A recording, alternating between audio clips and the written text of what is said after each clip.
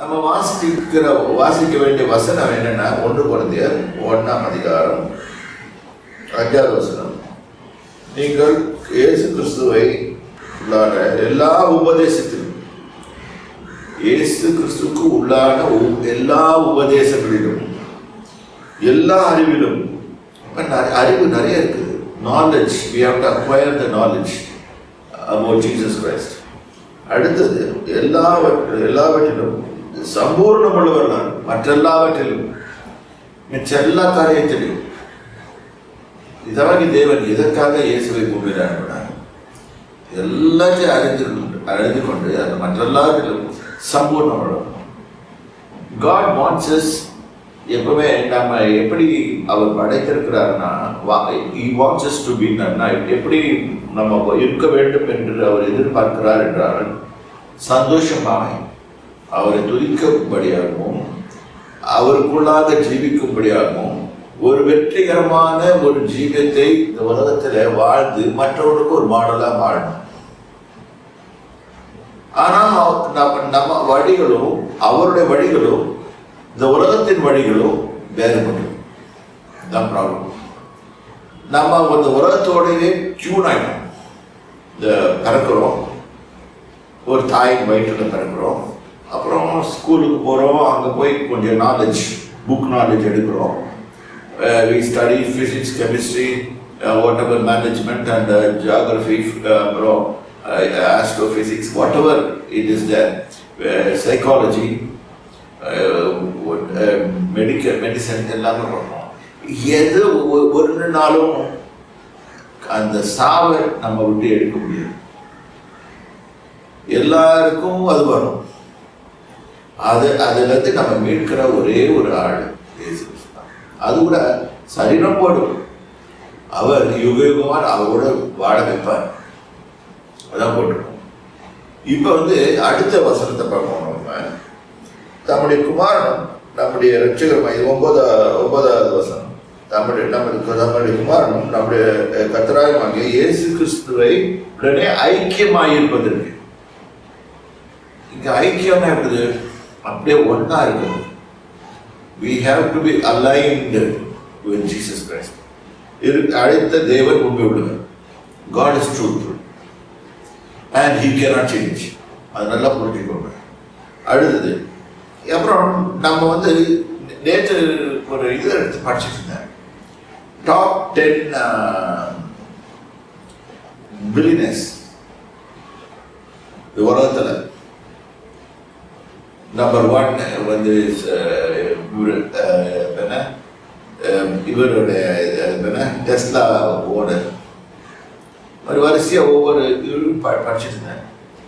அவங்க எல்லாரையும் படிச்சிருந்தாலும், in fact that man has a own business worth 1 trillion. What he can do with that 1 trillion when he gets old? இதுதான் நம்ம யோசிக்க வேண்டியது.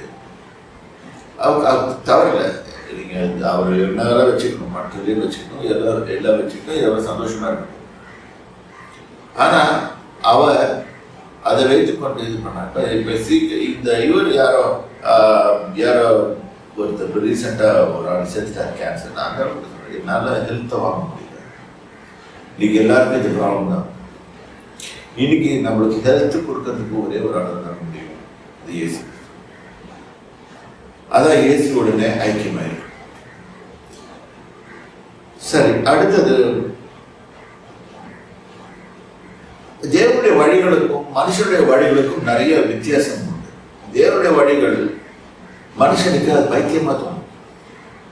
என்னடா இது மாதிரி நம்ம படிச்சிருக்கோம், இவருடைய வழிகள் இப்படி இருக்குது, இப்படி இவர் சொல்லி கொடுக்கறது இப்படி இருக்குது. அவர் சொல்றாரு, முதலாவது தேவனுடைய ராஜ்யத்தையும் அவர் நீதியும் தேடுங்கள், அப்பொழுது இவைகள் எல்லாம் கொடுக்கப்படும். நம்ம சொல்லுவோம், முதல்ல இதை கொடுக்கட்டும், அப்புறம் பின்னால தேவனுடைய ராஜ்யத்தையும் அவர் நீதியும் தேடு. இது உலக முறை, உலகத்துல இருக்கிற சொல்ற முறை. முதல்ல எல்லாம் வரணும், வந்தாதான் நிம்மதியா போய், இது லாஜிக்கல் கேள்வி, இப்படிதான் அது சொல்லுவாங்க. எல்லாம் வந்தால் தானே நம்ம சந்தோஷமா போய் அவரை இது மாதிரி நான் நிறைய தடவை ஒரு யோசனை பண்ணியிருக்கேன். ஆனால் அப்படி கிடையாது. அவர் சொல்றாரு முதலாவது தேவனுடைய ராஜ்யத்தை தேடி. அப்ப தேவனுடைய ராஜ்யத்தை பற்றி நான் ஆராய்ச்சி பண்ணேன். அவரோட உட்கார்ந்து மெடிடேட் பண்ணணும். Meditate in the word of God day and night. 1 சங்கீதம் சொல்றது, அவர் இரவும் பகலும் அவருடைய வேதத்தில் தியானமாக இருக்கிற மனுஷன் பாக்கியவான். அவர் நீர்க்கால்களில் ஓரமாய் நடப்பட்டு தன் காலத்தில் தன் கனியை தந்து இலையுதழாக இருக்க மரத்தை போல் இருப்பான். அவன் செய்வதெல்லாம் வாய்க்கும். இன்னைக்கு இந்த வார்த்தை தான் எல்லாருக்கும் பிடிக்கும். அவன் செய்வதெல்லாம் வாய்க்கும் இப்படின்னு சொல்லி நாங்கள் பாஸ்டர்ஸ் எழுதி எல்லா கையிலையும் கொடுத்துட்டோம்னா, இந்த அந்த காலத்தில் ஒரு இடையில ஒரு எல்லா சர்ச் இன்னும் கூட ஓடிட்டு இருக்குன்னு நினைக்கிறேன். நியூ இயர் அன்னைக்கு ஒரு பிரிண்ட் அடிச்சுக்குவோம். பிரிண்ட் அடிச்சு இதான் வாக்குத்தத்த வசனம்னு சொல்லி கொடுத்துருவோம். அவர் செய்வதெல்லாம் வாய்க்கும் அப்படின்னு சொல்லி கொடுத்துருவோம். ஆனா எப்படி என்ன செய்தா வாய்க்கும் இது சொல்லித்தர முடியும். இங்கதான் ப்ராப்ளம் ஆயிடுது. ஐயோ அந்த பாஸ்டர் சொன்னாரு அவர் செய்வதெல்லாம் வாய்க்கும் சொன்னா ஒண்ணுமே நடக்க மாட்டேங்குது. என்னுடைய வாழ்க்கையில ஒண்ணுமே நடக்க மாட்டேங்குது. இது எல்லாருக்கும் வரப்போறாங்க. அங்க என்ன போட்டிருக்கு? நண்பர்களுடைய ஆலோசனை நடக்காத, பாவியுடைய வழியில் வெல்லாத, பரியாசக்காரர்கள் வழிகாரணத்தில் உட்காராத 3 பாயிண்ட். செய்யாத 3 பாயிண்ட். அடுத்தது கர்த்தருடைய வேதத்தில் பிரியமாயிருக்கு. You have to love this word. I know one servant of God, Dr. Mike Moda, he literally used to kiss the Bible. He used to kiss the word because it gives life. கர்த்தருடைய வேதத்தில் பிரியமாயிருக்கு. இரவும் பகலும் அவருடைய வேதத்தில் நம்மளுக்கு ஏது 10 நிமிஷம் 15 நிமிஷம். நான் ஒரு முறை மலேசியாவில் சென்று இருக்கும்போது என்ன ஒரு மீட்டிங் பேசஸ் காமிச்சிருக்காங்க. யாரோ செத்துட்டாங்க. அதுக்கு நான் போனதுக்கு முந்தின இயர் செத்துட்டாங்க. அந்த நினைவார்த்த கூட்டத்தில் நான் பேசினேன். என்னை கூப்பிட்டுருக்காங்க. அப்போ சொல்கிறாங்க, டைம் ஆகிடுச்சு பாஸ்டர். அங்கே ரொம்ப ஸ்டைலாக சொல்லுவாங்க. பாஸ்டர் சொல்ல மாட்டாங்க, பாதிரி நீங்கள் ஒரு 10 நிமிஷத்தில் முடிச்சுடுங்க. 10 நிமிஷம் என்ன பேச முடியும்? நான் வேத வசனத்தை ஒன்றி பேசிட்டு போனேன். அந்த ஆளை பற்றி பேசவே இல்லை. எனக்கு தெரியாது. நாங்கள் நுழைஞ்சதே லேட்டு. எப்படி அந்த ஆளை பற்றி தெரியும்? இன்னைக்கு நான் I think spoke in the meeting of Salem. ஒரு பாஸ்டர் ரொம்ப பொய் சொல்லுவான். எங்க தெரியுமா? ஒரு சாவு வீட்டுக்கு போகும்போது. ஏனென்றால் அவனுக்கு தெரியும் அந்த ஆள் எப்படி இருந்தா, என்ன மாதிரி வாழ்க்கை வாழ்ந்தான், இதெல்லாம் தெரியும். தெரிஞ்சும் பொய் சொல்லுவாங்க. அவருக்கு இப்படியாக்கும் அப்படியாக்கும் சொல்லி பொய் சொல்லுவாங்க. இங்கேதான் மாட்டுவாங்க. ஆனா உண்மையை சொல்லும் போது நம்மளுக்கு பிரச்சனை உண்டாகும். அதுக்கு பயந்துட்டு இவங்க நல்லதை பேசிட்டு போயிடுவாங்க. நல்ல பாயிண்ட் கேட்டா நல்லதை ஒட்டி பேசுவோம். அவன் இல்லாத அட்டகாசம்லாம் பண்ணி போயிட்டு இருப்பான். இங்க சாவு வீட்டுல போய் நம்ம சொல்ல வேண்டியது என்னன்னா, சுவிசேஷத்தை சொல்லலாம். தேவனுடைய நல்ல வார்த்தைகள். என்ன வார்த்தைகள்னா, இயேசு இருக்கிறார், உனக்கும் ஒரு நாள் இப்படி வரும். மரணம் என்பது எல்லாரும் தரும். இயேசுவோடு இருந்தீங்கன்னா குழப்பாய். இயேசுவோடே இருந்துட்டு வந்துட்டு தான் நீ செய்வதெல்லாம் வாய்க்கும். இத சொல்லிக் கொடுக்கணும். இது சொல்லிக் கொடுக்காம எல்லாரும் சொல்லுவாங்க, இப்படி வாழ்ந்தார், அப்படி வாழ்ந்தார், இப்படி வாழ்ந்தார். எப்படி யார் வாழ்ந்தாலும் சரி, கர்த்தருடைய நியாயத்துக்கு முன்னாடி நிற்க வேண்டியது. இயேசுவை போல வாழ்ந்தாங்க. இதை சொல்லிக் கொடுக்கணும். இது எல்லா பாசங்களும் சொல்லிக் கொடுக்கணும். இது நான் விரும்புகிறேன். எல்லா பாசங்களும் அதே தான். உண்மையாவே உண்மையுள்ள உள்ள மனசாட்சி உள்ள பாசங்களாண்டா இதை சொல்லி கொடுக்குறாங்க. இயேசுவை போல வாழணும், நான் இயேசுவை போல இருக்கணும். இதுதான் லாஸ்ட் வீக்ல படித்தோம். பவுல் அப்போஸ்தலர் சொல்றாரு, நான் கிறிஸ்துவை போல மாறணும், அவரை அறிந்து கொள்ள வேண்டும். அவ்வளோ நாள் இயேசு கிறிஸ்துவை பற்றி அறிந்த பவுல், அவருக்கு அவரை பத்தி புரியல. இன்னைக்கு எல்லாருக்கும் அதே தான். எல்லாரும் நினைச்சுக்கிறோம் இயேசுவை பத்தி, இயேசுன்னு சொன்னா அப்படின்னு நம்ம சொல்லிட்டு போயிடலான்னு சொல்லிட்டு. Nobody knows about Jesus. பிரசங்கம் பண்ணும்போது கொஞ்சம் தெரியும், அந்த நாலேஜ் எடுத்து கொஞ்சம் பிரசங்கம் பண்ணுவோம். ஆனா முழுமையா அவரை பத்தி யாரும் அறிய முடியாது. அதாவது முதல்ல அவருடைய வேஸை பார்த்தா நம்மளுக்கு பைத்தியம் விட்டுரும். அந்த குருடனை சொஸ்தமாக்கும் போது அவர் தரையில உமிழ்ந்து அந்த சேறு உண்டாக்கி அந்த கண்ணில் வைக்கிறாரு. வச்சுட்டு சீலவாம் என்னும் குளத்தில போய் கழுவுறாரு.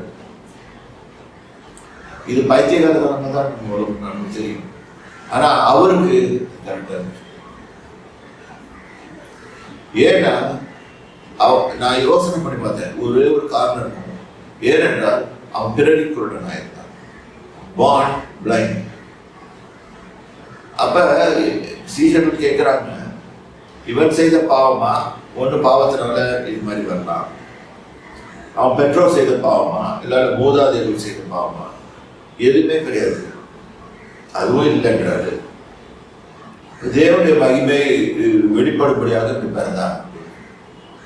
ஸோ தேவனுடைய கிரியை வெளிப்படும்படியாக அவன் அத்தனை வயசு வரைக்கும் குருடா தான் இருக்கான். ஸோ நல்லா புரிஞ்சுக்கோங்க, கர்த்தர் ஆதாமை உருவாக்கின போது மண்ணுக்கு தான் போனார். இங்கேயும் இயேசு மண்ணுக்கு தான் போறாரு. மண்ணில் தான் போயிட்டு தன்னோட கனெக்ட் பண்றாரு. கனெக்ட் பண்ணி அதை எடுத்து அவங்க கண்ண வைக்கிறாரு. இப்போ சில ஒரு குளத்துல கழுவுறாரு. கழுவுனா அவன் பார்வை எடுத்தவன். இது மிஸ்டரி, யாருக்கும் தெரியாது ஏன் நடக்குது, இப்படி நடக்குதுன்னு சொல்லி. லாஸ்டுக்கு சாவ போறான்னு தெரியும், ஆனாலும் அவர் வெயிட் பண்றாரு. லாஸ்டுக்கு செத்து போயிட்டாருன்னு தெரியும், அப்படி வெயிட் பண்றாரு. ஆனா வியாதியில இருந்து ஒரு குணமாக்கிட்டா இது யார் வேணா செய்யலாம்.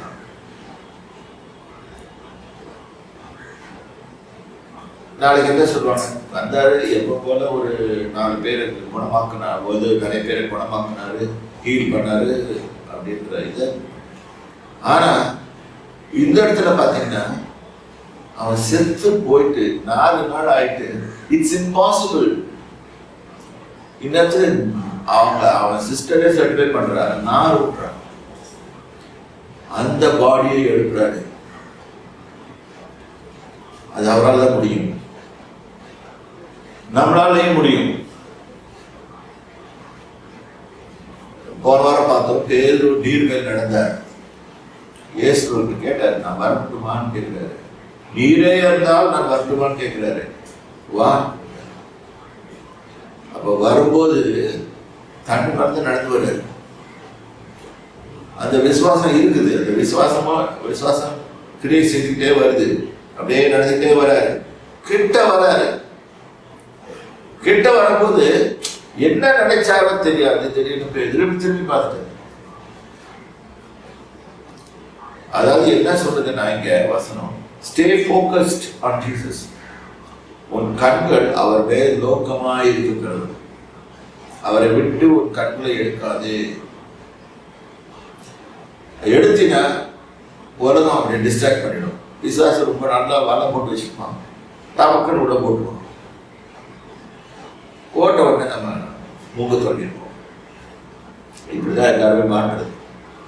பேருக்கும் தான் நடந்துச்சு. ஆனா கர்த்தர் அவர் கை தூக்கி, ஏன் அப்ப விசுவாசியை ஏன் பயப்பட்டார்? அற்ப விசுவாசம், நீ கொஞ்சம் கொஞ்சம் விசுவாசமா இருக்கிற, நிறைய விசுவாசமா இருக்கிற இரு. அப்ப நடக்கலாம்ல, நீர் வேற நான் நடக்கிறது போல நீ நடக்கலாம்ல. யோவான் 16ஆம் அதிகாரத்துல போட்டிருக்கு, என்னை விசுவாசிக்கிறவன் என்னை காட்டிலும் அதிகமான அற்புதங்களை செய்வான்.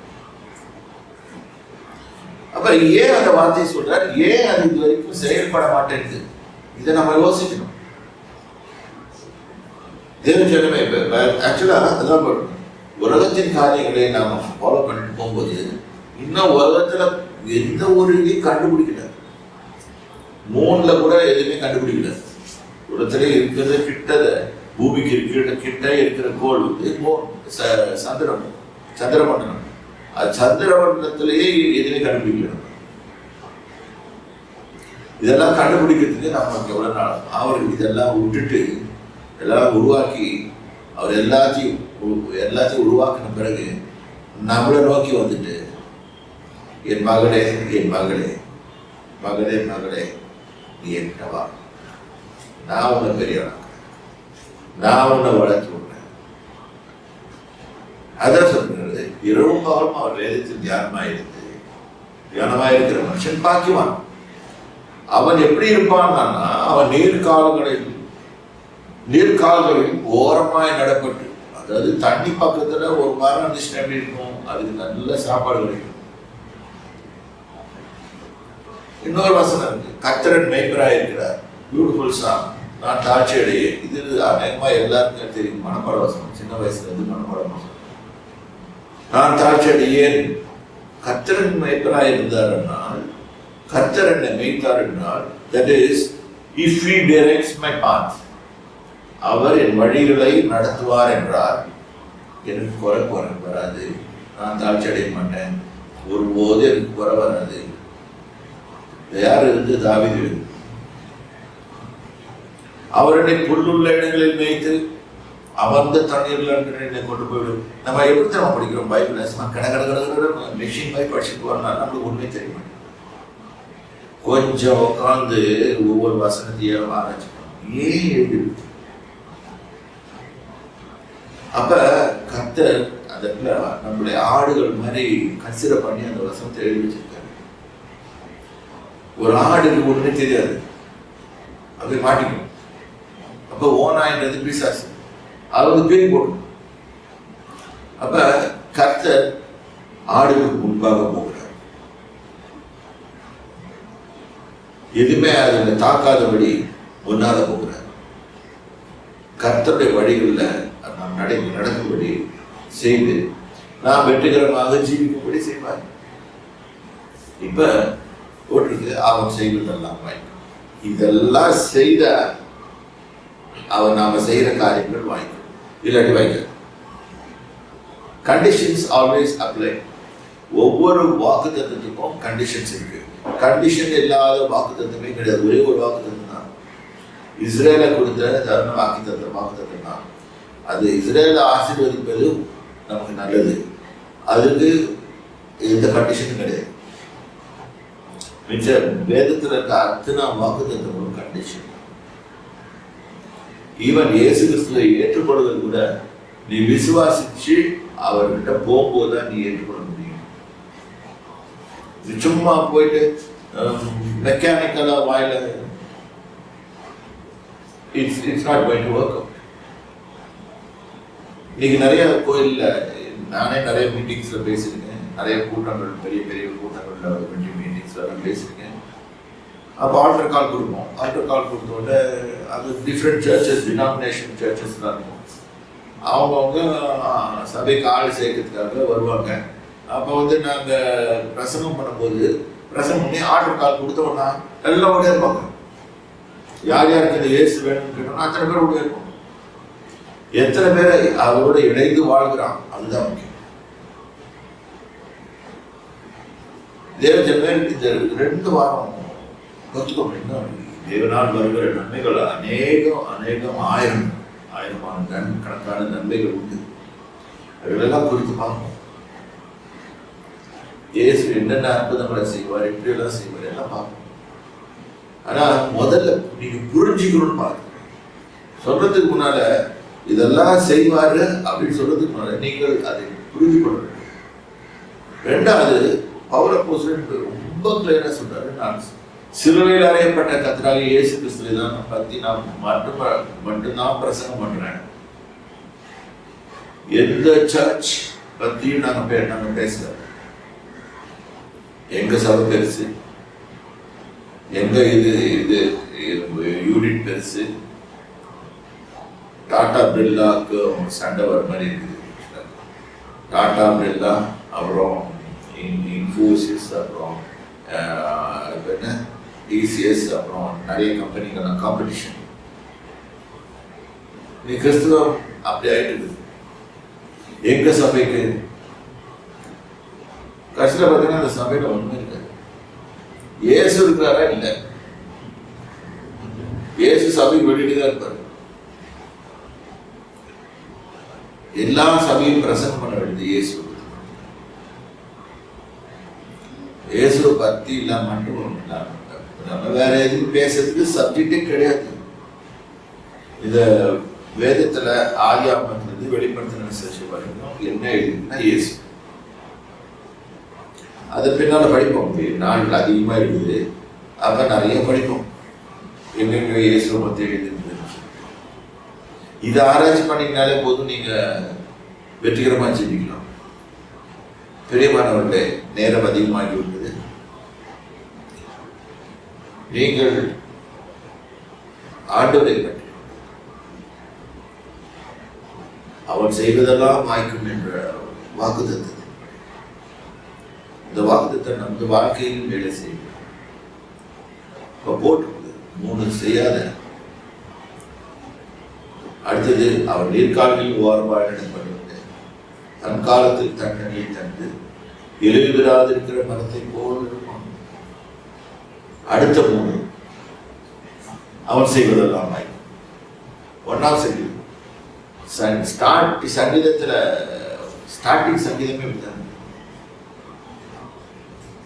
ஒரு மரம் வந்து பட்டு போகுதுன்னு சொன்னா இலையுதிர் காலம்னே இருக்குது. அந்த காலத்துல கூட இலையுதிர வேண்டாம், அதுதான் சொல்ல வரேன். அதாவது in other words I am telling, பஞ்ச காலத்துல நம்ம கஷ்டப்பட வேண்டாம். உலகத்துல கஷ்டப்பட வேண்டிய நாட்கள் உண்டு.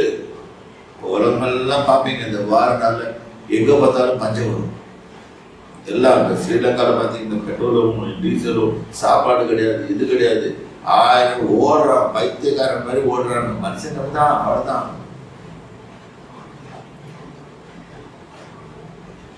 ஆனா கத்திரை நம்புவர்களுக்கு ஒரு நன்மையை குறைக்கூடாது. சிங்கக்குட்டிகள் தாழ்ச்சி அடைந்து பட்டினிங்க இருக்கும். 34ஆம் சங்கீதம். கத்திரை தேடுவதற்கோ ஒரு நன்மையும் குறைவும் தேடுகிறோம். கர்த்தாவே, நான் தேடி வருகிறேன், நீர் என்னோட வந்து பாசம் செய்யும். இயேசுவே என்னை வழி நடத்தும், என் கையை பிடித்து என்னை வழி நடத்தும். நான் உங்களை பிடிக்கல, நான் படிச்சா விட்டுடுவேன். ஆனா நீங்க என்ன கையை வழி நடத்தி என்னை உமது வழிகளிலே நடத்தி நான் வெற்றியுள்ள வாழ்க்கை. இந்த உலகத்தின் வாழ்க்கை டெம்பரரி, கொஞ்ச நாள்.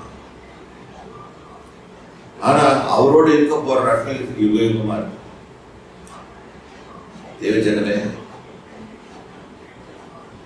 வெற்றிகரமாக ஜீவிகள். அதுதான் எங்களுக்கு எல்லாருக்கும் வேண்டியது. கர்த்தருடைய ஆசீர்வதிப்பாராக. கர்த்தருடைய பரிசுத்தம்.